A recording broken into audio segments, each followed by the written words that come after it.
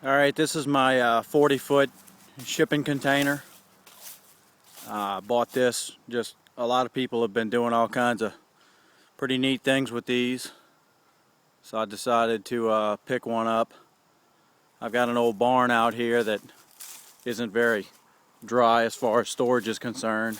It's it right next to it, and not very secure either, so I set this container out here. I leveled 4 pads out here, concrete pads. They're 10 inches thick, about 3 by 10 wide.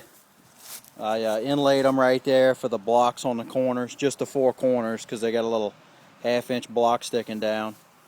I've got 4 5/8 inch anchor bolts all the way down through them. Those are going to have some metal plates I've already cut out. I just got to get out here and bolt them on to anchor this thing down to the ground. I kind of want to use this thing dual purpose as a little storage area, and then I'm in Louisiana, so I got a hurricane or two that comes through, and the back of it I kind of want to make it a little bit of a storm shelter. But I took 1x2 rectangular tubing, square steel tubing, and made window frames, and put 4 double insulated windows in it.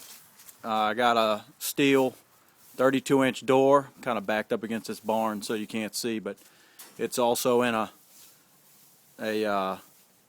1x2 rectangular tubing frame.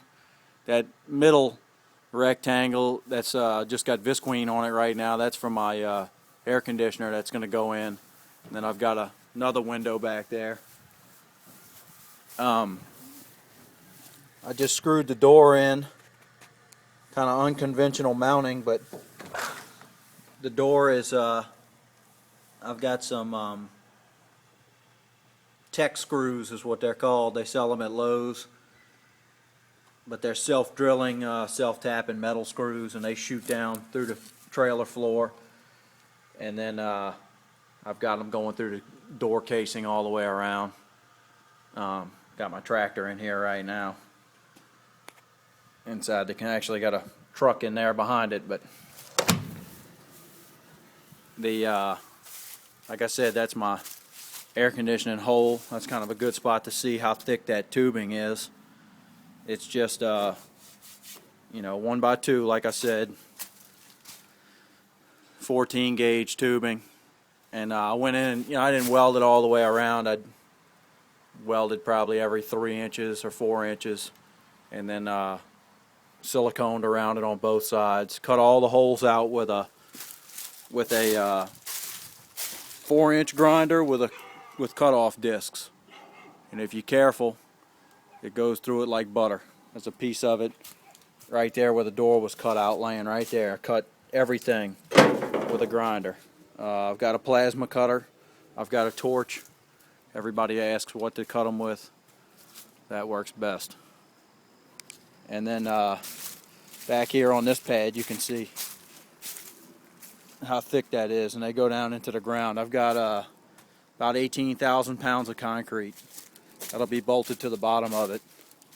When I'm done, I still got to run electricity to it, put a little panel in it, lighting, all that stuff, but that won't be any big deal.